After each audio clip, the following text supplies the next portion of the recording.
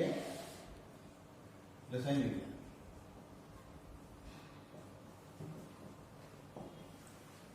और रसायन विज्ञान में अपनी कक्षा 12 में 17 चैप्टर है और जिसमें से हम पढ़ेंगे चैप्टर नंबर 15। उसका नाम है बहुलक, इंग्लिश में बोलते हैं इसको पॉलीमर।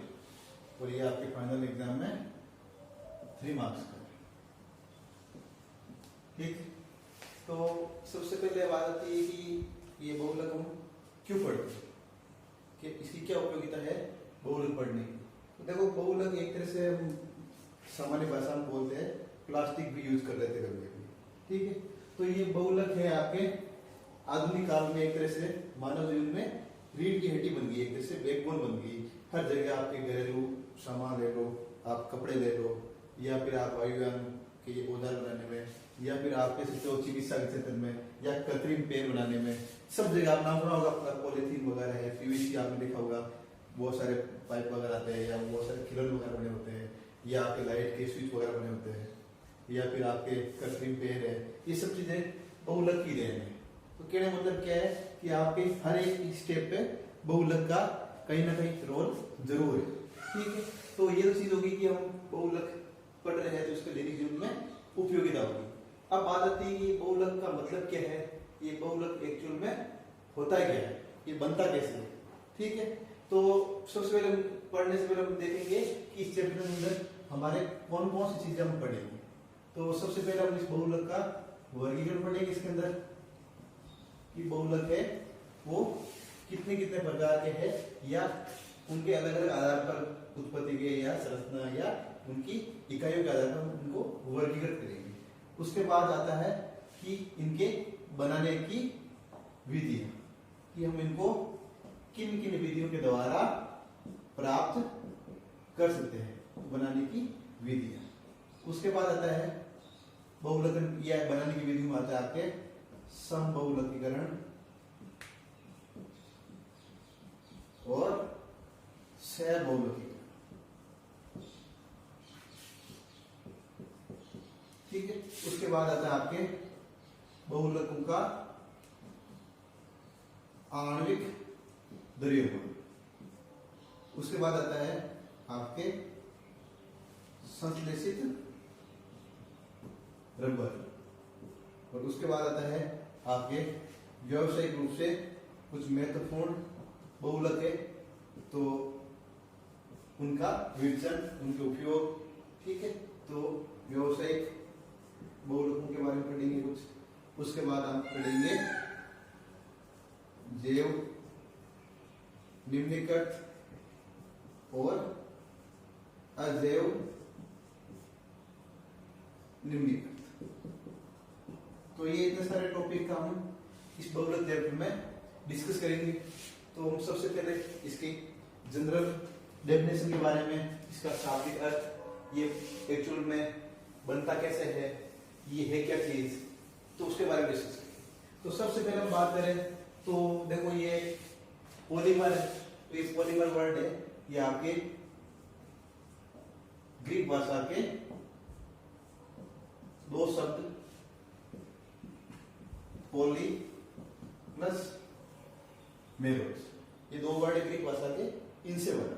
तो पॉली का मतलब होता है आपके मैनी, मतलब बहुत सारे या अनेक, और मेरोस मतलब क्या होता है पार्ट्स या फिर यूनिट्स, मतलब बहुत सारे भाग या फिर इकाई।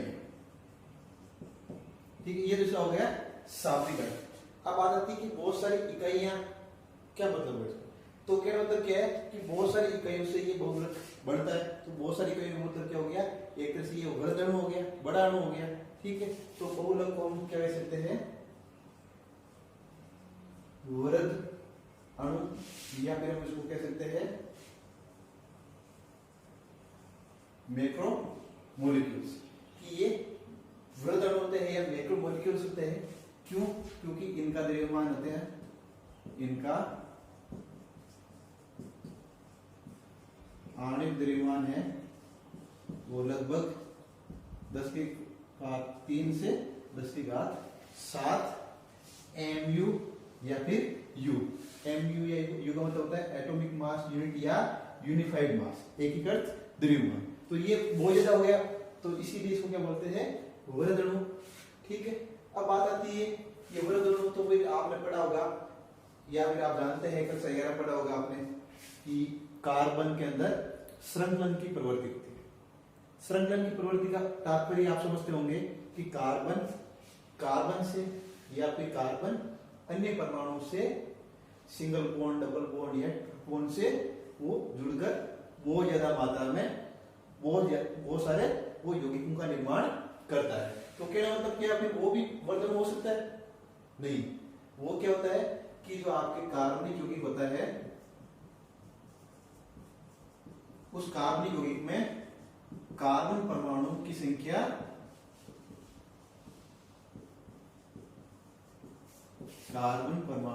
कितनी होती है? 30-40 तक होती है। लगभग 30 या 40 कार्बन परमाणु तक जो कार्बनिक यौगिक बनते हैं। और वृहद अणु या बहुलक में क्या होता है, कई हजार या लाख तक परमाणु की संख्या होती है। तो कहना मतलब क्या है, कार्बनिक यौगिक वृहद अणु या बहुलक नहीं होता है। ठीक है, अब उसके बाद आती है तो फिर ये बनता कैसे है, ये होता है क्या एक्चुअली में। तो बात आती है कि जो आपके ये वृहद अणु या बहुलक है, वो आपके छोटी छोटी इकाइयों से या भागों से उनकी पुनरावृत्ति होने से आपस में विभिन्न प्रकार की रासायनिक क्रियाओं द्वारा आपस में सहसंयोजक बल द्वारा जोड़ने से निर्मित होता है। ठीक है, तो अब बात आती है कि ये इसी डेफिनेशन की बात आती है कि जब दो या अधिक समान या भिन्न छोटे एवं सरल अणु की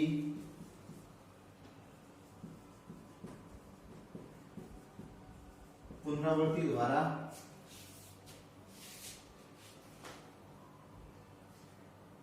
आपस में विभिन्न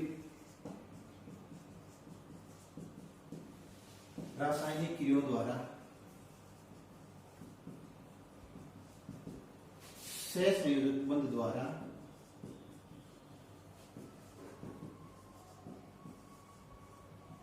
जुड़ते हैं, तो उससे निर्मित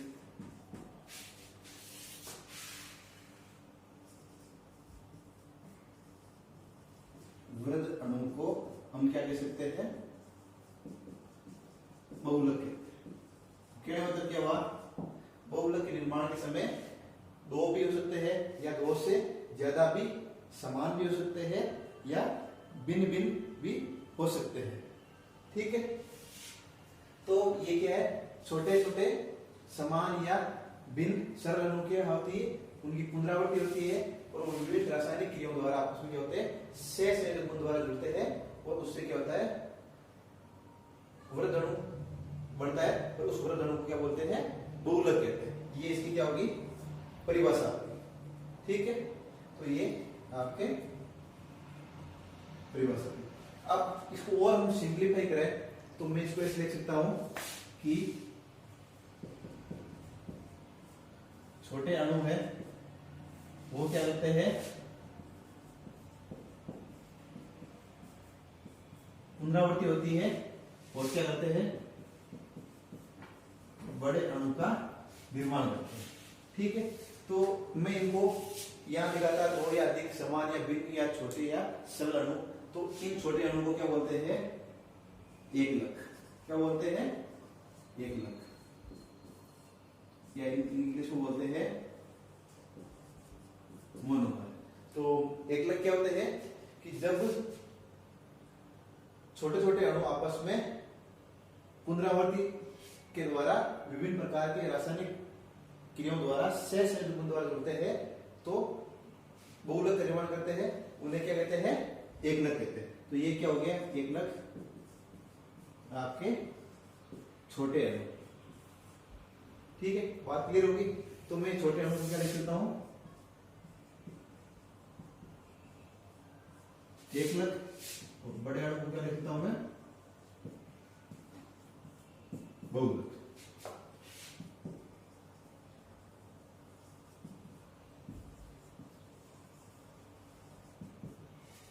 अब बात आती है कि छोटे अणु ये इनको मैंने n गुना ले लिया, ठीक है, ये n बार ले लिया, ठीक है। तो ये n छोटे अणु क्या करेंगे? पुनरावृत्ति करेंगे और ये क्या करेंगे? आपस में टेम्परेचर, ऑक्सीजन की प्रेजेंस में और उच्च दाब पर क्या करेंगे? ये आपस में योग करेंगे या फिर आपस में क्या होंगे? ये संग्रहित होंगे और बड़े अणु में ये परिवर्तित हो जाएंगे। ठीक है, इतनी बात क्लियर होगी। अब बात आती है कि एकलक अणु आपस में क्या करते हैं? पुनरावृत्ति द्वारा बड़े अणु का निर्माण करते हैं। तो इस प्रक्रिया को हम क्या बोलते हैं? बहुलकीकरण या बहुलकन। क्या बोलते हैं? बहुलकीकरण या बहुलकन। तो बात आती है बहुलकन क्या होता है?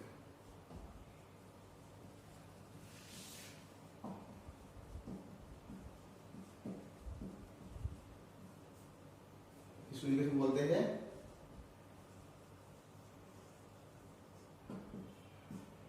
पॉलीमराइजेशन, बहुलकन या बहुलकीकरण। क्या मतलब क्या है? एकलक या छोटे अणुओं की पुनरावृत्ति से बहुलक निर्माण की प्रक्रिया को क्या कहते हैं? बहुलकन या बहुलकीकरण कहते हैं। ठीक है, तो ये होगी बहुलकन या बहुलकीकरण। n छोटे अणु मिलके बड़े अणु का निर्माण करते हैं। छोटे अणु को एकलक बोलते हैं और बड़े अणु को क्या बोलते हैं? बहुलक कहते हैं। और इस छोटे अणु से बड़े अणु के निर्माण की प्रक्रिया क्या होगी? आपके बहुलकन। क्या होगी? बहुलकन या फिर क्या होगी? बहुलकीकरण। इतनी बात क्लियर होगी कि बहुलक की परिभाषा, उसका शाब्दिक अर्थ, एकलक, बहुलकीकरण। उसके बाद आती है बहुलकन की मात्रा या इसको बोलते हैं डिग्री ऑफ पॉलीमराइजेशन की बहुलकीकरण की मात्रा। तो कहने मतलब क्या है कि मैंने बोला था कि n बार छोटे अणुओं की क्या होती है? पुनरावृत्ति होती है। तो इस स्मॉल n को क्या बोलते हैं? बहुलकीकरण की मात्रा या डिग्री ऑफ पॉलीमराइजेशन। ठीक है, तो ये n क्या होता है? n होता है आपके कोई भी इंटीजर जो आपके 1 से लेके कई हजार, लाख या और भी ज्यादा तक होता है। इतनी बात क्लियर है। अब बात आती है, क्या ये एकलक अणु है वो सदैव कार्बनिक होते हैं या अकार्बनिक भी हो सकते हैं? तो भाई बात आती है तब आपके बहुलक है वो अकार्बनिक और कार्बनिक दोनों प्रकार के अणुओं से निर्मित हो सकता है। क्या मतलब क्या? बहुलक है उसमें कार्बनिक अणु भी होते हैं और अकार्बनिक अणु भी होते हैं, दोनों से बहुलक का निर्माण होता है। इतनी बात क्लियर आपकी? ठीक है, उसके बाद आता है आपके, क्या ये छोटे अणु है वो हमेशा समान प्रकार के होते हैं या भिन्न भिन्न भी हो सकते हैं? तो आपने अभी परिभाषा में पढ़ा था कि दो या अधिक समान या भिन्न छोटे एवं सरल अणु आपस में पुनरावृत्ति द्वारा बड़े अणु का निर्माण करते हैं, जिसका आणविक भार कुछ होता है, उसे वृहद अणु या बहुलक कहते हैं। ठीक है, तो समान भी हो सकते हैं और अलग भी हो सकते हैं। कैसे भाई? तो आपने नाम सुना होगा पॉलीथीन, सुना नाम? पॉलीथीन मतलब क्या है? इसके नाम से पता लग रहा है, पॉली प्लस एथीन। पॉली का मतलब आपने पढ़ा था अभी, मैंने मतलब बहुत सारे, एथीन मतलब एथीन की इकाई है, बहुत सारी एथीन की इकाइयां आपस में पुनरावृत्ति करती है, तो पुनरावृत्ति के द्वारा आपस में वो शेष निर्मित करके आपस में जुड़ जाती है और एक वृहद अणु या पॉलीथीन का निर्माण करती है। तो केड़े मतलब मेरा इसमें है कि इसके अंदर सारी इकाइयां या छोटे भाग थे, वो क्या था? एक। कौन सा था वो एक भाग? एथीन था। कैसे भाई? देखो CH2 डबल बॉन्ड CH2, ये क्या है? आपके एथीन, ठीक है। और मैंने बोला कि इसकी बहुत सारी इकाइयां, पॉलीमर अनेक इकाइयां, तो क्या मतलब क्या? मैंने n इकाइयां ले ली। कितनी ले ली? n इकाइयां। एक्चुअल में ये तो क्या छोटा सा अणु है, और इसकी n इकाइयां मैंने ले ली, और इनको मैंने क्या किया? हीट किया ऑक्सीजन की प्रेजेंस में उच्च दाब पर, ठीक है। तब ये क्या हुआ? आपको पता है कि सिंगल बॉन्ड और डबल बॉन्ड की कंपैरिजन में सिंगल बॉन्ड ज्यादा स्ट्रॉन्ग होता है कंपेयर टू डबल बॉन्ड। तो डबल बॉन्ड वो क्या हो जाएगा? आपके इजीली ब्रेक हो जाएगा। तो इजीली ब्रेक हो जाएगा तो वो इस फॉर्म में आपको ऑब्टेन होगा, ठीक है। तब जो एक सिंगल बॉन्ड बचा है, तो आप इसकी वैलेंसी पूरी करने के लिए क्या बोलोगे? जब ये बॉन्ड टूटेगा तब एक इकाई इधर जुड़ जाएगी और एक इकाई इधर जुड़ जाएगी। तो इस प्रकार से ये n इकाइयां आपको प्राप्त होगी। ये जो आपको मिलता है इसको बोलते हैं पुनरावर्त संरचनात्मक इकाई, ठीक है। ये क्या मतलब क्या है? इस प्रकार के रूप में ये बार बार आपको जुड़ेगा और पॉलीथीन का निर्माण करेगा। ये आगे जाके आपने क्या करता है? बहुलकन की प्रक्रिया के द्वारा या बहुलकीकरण द्वारा क्या करता है? इस प्रकार से ये जुड़ जाएगा और ये आपको मिल जाएगा, आपको पॉलीथीन मिल जाएगा, ठीक है। तो कहने मतलब क्या है? ये समान प्रकार के थे, ये तो हो गया आपके समान प्रकार वाला उदाहरण। अब एक आता आपके नायलॉन 66, ये क्या है? इसके अंदर एक एक इकाइयां क्या है? अलग अलग है, मतलब भिन्न भिन्न है। वो कौन है भिन्न भिन्न? कि दो एक एक इकाइयां इसके अंदर, दोनों में क्या है? 6 कार्बन है। कौन कौन से वो एक अलग? एक तो है आपके एडीपी का अणु, और दूसरा है आपके हेक्सामेथिलीन डाइएमीन। तो एडीपी का मतलब होता है वो आपके होता है कि दोनों तरफ आपके कार्बोक्सिलिक समूह जुड़ा होता है और बीच में 4 मेथिलीन समूह जुड़ के इस प्रकार जो बनता है उसे क्या बोलते हैं? एडीपी का मतलब। और साथ में हेक्सामेथिलीन। मेथिलीन मतलब क्या होता है? देखो आपने पढ़ा होगा CH4, ये क्या होता है? एक कार्बन मेथ सिंगल बॉन्ड, तो N क्या बन गया? मेथेन। इसमें से मैंने एक हाइड्रोजन को रिमूव किया, तब इसकी एक वैलेंसी वैकेंट हो गई, तब बना CH3, तब ये क्या बन गया? आपके मेथिल। क्या बन गया? मेथिल। अब मैंने इसमें से एक हाइड्रोजन और रिमूव किया, तब मुझे ऑब्टेन हुआ single bond CH2 single bond, ठीक है। तो ये हो गया आपके, इसको बोलते हैं मेथिल। कहने मतलब क्या है? हेक्सामेथिलीन। तो ये इस टाइप में single bond CH2 single bond प्राप्त होता है। तो कहने मतलब क्या है? हेक्सामेथिलीन मतलब क्या है? 6 मेथिलीन समूह, और डाइएमीन मतलब क्या है? 2 एमिनो समूह इस प्रकार से दोनों तरफ जुड़े हुए होते हैं। तो ये एडीपी का मूल और आपके हेक्सामेथिलीन डाइएमीन आपस में जुड़ते हैं, और जुड़ के कैसे जुड़ते हैं? इसकी भी n इकाइयां और इसकी भी n इकाइयां, ये दोनों आपस में n इकाइयां दोनों जुड़ती है, और ये जब इनको हीट करते हैं ऑक्सीजन की प्रेजेंस में उच्च दाब पर, तब क्या होता है? बहुलकन की प्रक्रिया।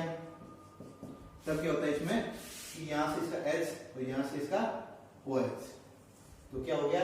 H और OH H2O, यहां से इसका OH और यहां से इसका H, मतलब H और OH H2O, तो कहने का मतलब क्या है माइनस 2H2O, 2H2O रिलीज हो जाते हैं और ये आपस में क्या हो जाएगा, इसकी वैलेंसी खाली हो रही है, इसकी वैलेंसी खाली हो रही है, यहाँ से इसकी भी वैलेंसी और इसकी वैलेंसी ये खाली हो रही है। जब ये वैलेंसी खाली होगी तो पूरी कैसे करेंगे, ये आपस में संगठित हो जाएंगे, तो संगठित होंगे तो इस टाइप में ये जुड़ जाएंगे आपके।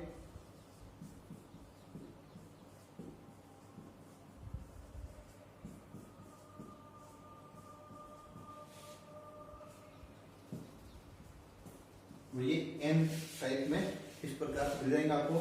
ये होती है इसकी पुनरावर्त संरचनात्मक इकाई। ठीक है, तो अब बात आती है, मैं लिख रहा हूं पुनरावर्त संरचनात्मक इकाई, इसका क्या मतलब होता है, जैसा आपने पढ़ा है कि कोशिका शरीर की क्या होती है, संरचनात्मक और क्रियात्मक इकाई होती है। क्या होती है, कोशिका क्या होती है, शरीर की संरचनात्मक और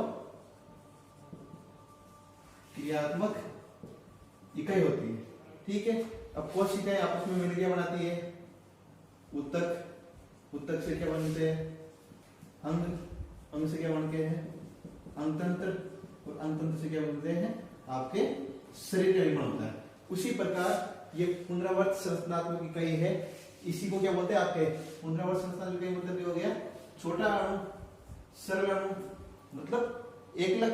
तो ये एकलक है, ये एकलक की क्या होगी, बार बार पुनरावृत्ति होगी। तो पुनरावृत्ति जैसे कोशिका की पुनरावृत्ति, या बहुत सारी कोशिका मिलकर उत्तक बनाते हैं, बहुत सारे उत्तक मिलकर अंग बनाते हैं, उसी प्रकार बहुत सारी एकलक इकाइयां या पुनरावर्त संरचनात्मक इकाई आपस में मिलती है, तो ये क्या करती है, बहुलक या वृहद अणु का निर्माण करती है। तो इसमें आपके ये आगे और जुड़ेंगे तो क्या होगा, इस प्रकार से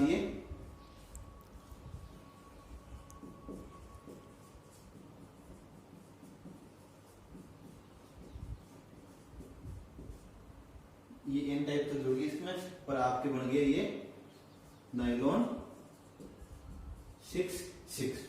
बात क्लियर है। तो ये तो इसमें क्या था, एक लक समान प्रकार के, इसमें एक लक अलग अलग प्रकार के, दोनों में सेम प्रोसेस, पुनरावर्त संरचनात्मक इकाई बड़ी, दोनों में इसमें डबल बॉन्ड ब्रेक हुआ था, और इस प्रकार से ये रेखांतर क्रम में ये जुड़ते गए। तो ये इस प्रकार से आपकी क्या होगी, बहुलक का निर्माण हुआ। अब बात आती है, क्या बहुलक और वृहद अणु में कोई अंतर है? मैं आपको बता रहा हूं सबसे कि वृहद अणु मतलब क्या है, बड़ा अणु या जिसका अणुभार क्या हो, उच्च हो, वो वृहद अणु तो है। और बहुलक में क्या होता है, एकलक इकाइयों की पुनरावृत्ति से बढ़ता है, तो जाहिर सी बात है उसका भी आणविक भार क्या होगा, ज्यादा होगा। जब आणविक भार जितना होगा तो वो भी क्या होगा, वृहद अणु होगा। तो क्या ये सही है हमेशा कि बहुलक है वो वृहद अणु होगा और वृहद अणु है वो सदैव बहुलक होगा? ऐसा जरूरी नहीं है। कहने मतलब क्या है, वृहद अणु और बहुलक में अंतर। तो कहने मतलब क्या है, वृहद अणु क्या होता है, ये भी उच्च अणुभार वाला होता है, बहुलक है ये भी क्या होता है, उच्च अणुभार वाला होता है, लेकिन इनके बनने की प्रक्रिया के आधार पर इनमें माइनर डिफरेंस है। कैसे, बहुलक में सदैव क्या होगा, एकलक इकाइयों की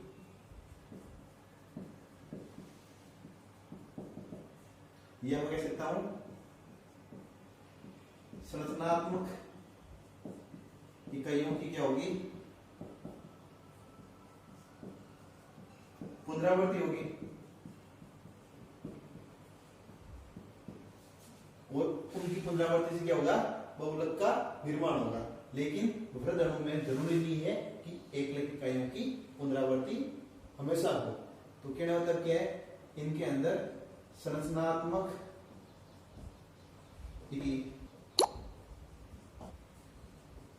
पुनरावृत्ति नहीं।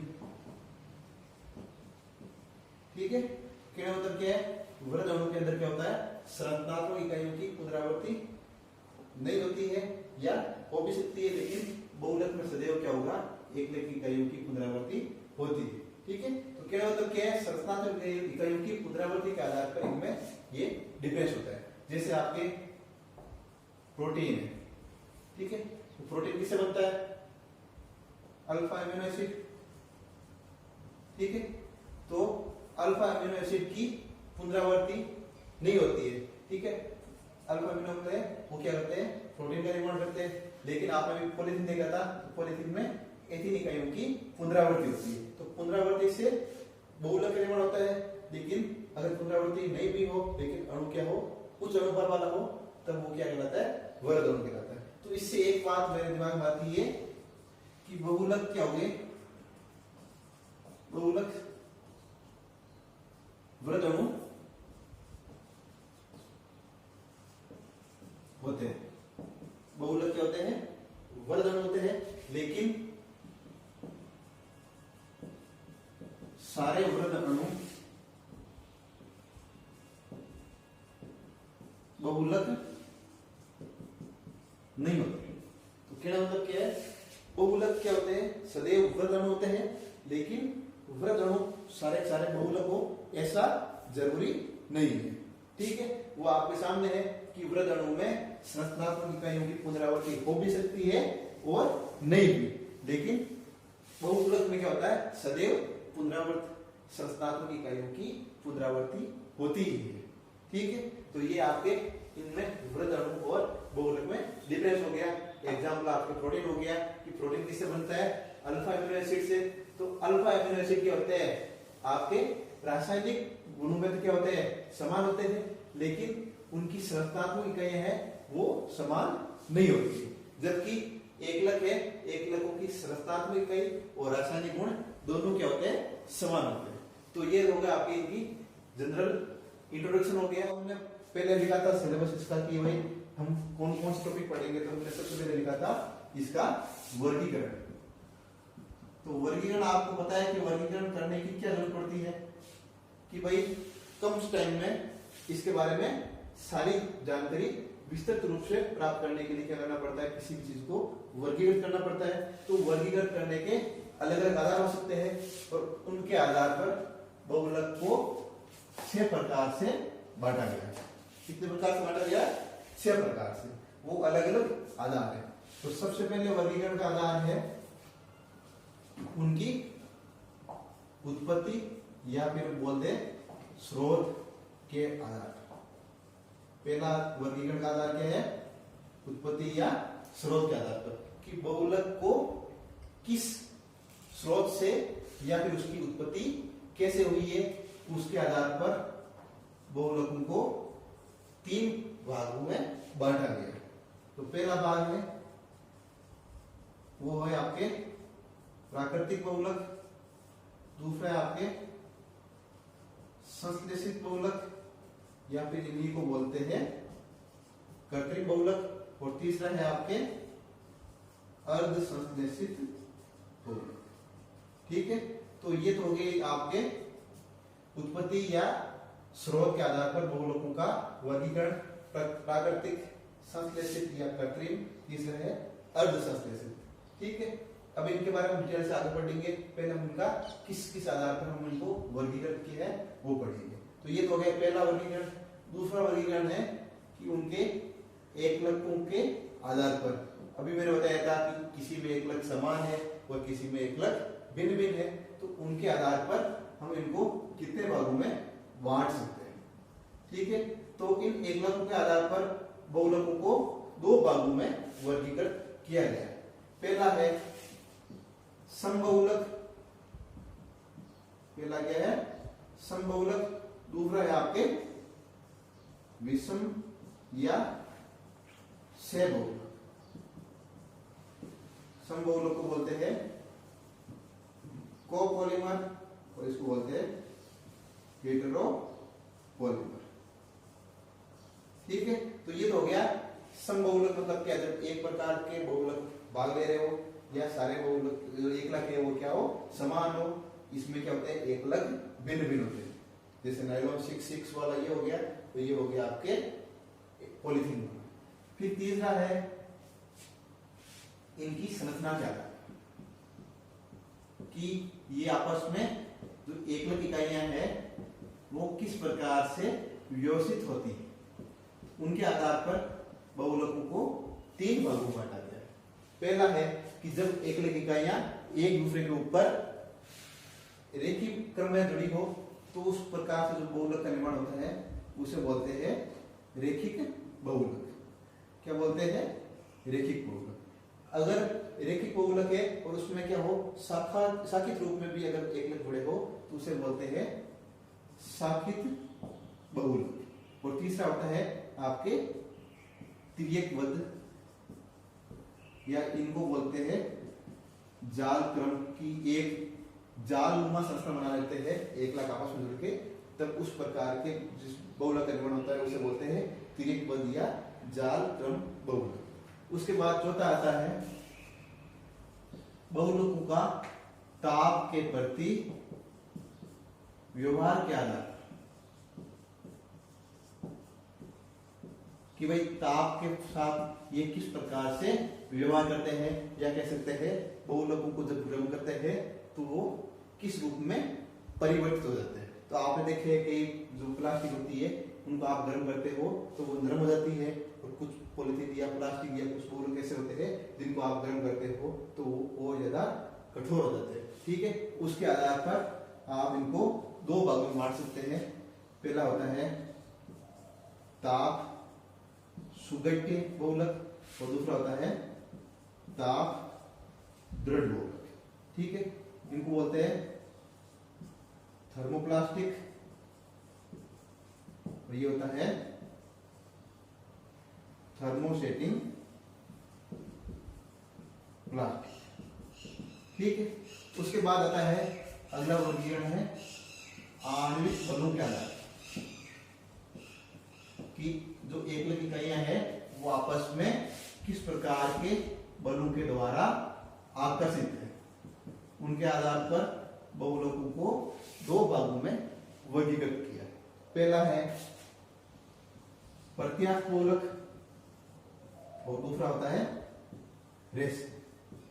ठीक है, उसके बाद लास्ट वर्गीकरण है कि इनको किस विधि से या किस प्रक्रिया के द्वारा बनाया गया है।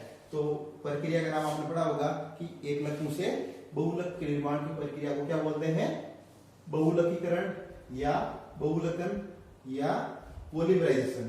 कहने मतलब क्या, एकलक इकाइयों की आपस में पुनरावृत्ति से संयोजक बंध द्वारा जुड़ने पर जिस वृहद अणु का निर्माण होता है उसे बहुलक कहते हैं। तो वो बहुलक किस विधि के द्वारा बनाया है, तो उस विधि के आधार पर तो यह मैं कह सकता हूं बहुलकन या बहुलकीकरण के आधार पर।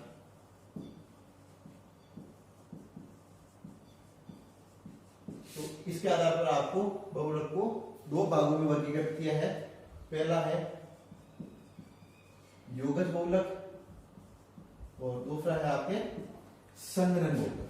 ठीक है, जब एकलक इकाइयां आपस में योग करके बहुलक का निर्माण करती है तब तो आपने हो गया योगज प्रकार का बहुलक, और अगर एकलक इकाइयां आपस में संघनित होती है तो वो हो गया संघनन बहुलक। पॉलीथीन वाला एग्जाम्पल आपने पढ़ा होगा, तो वो था कि योगज, और जो आपने नाइलॉन 6 वाला पढ़ा था उसमें वो संघनित हुई थी और जल के 2 अणु बाहर निकाले थे, तब उसको बोला था आपने संघनन बहुलक। तो कहने मतलब क्या है, इन 6 आधार पर बहुलकों को वर्गीकृत किया गया है। उत्पत्ति या स्रोत के आधार पर, या एकलक इकाइयों के आधार पर, संरचना के आधार पर, ताप के प्रति व्यवहार के आधार पर, आणविक बलों के आधार पर, और बहुलकन या बहुलकीकरण की प्रक्रिया के आधार पर इनको वर्गीकृत किया गया है।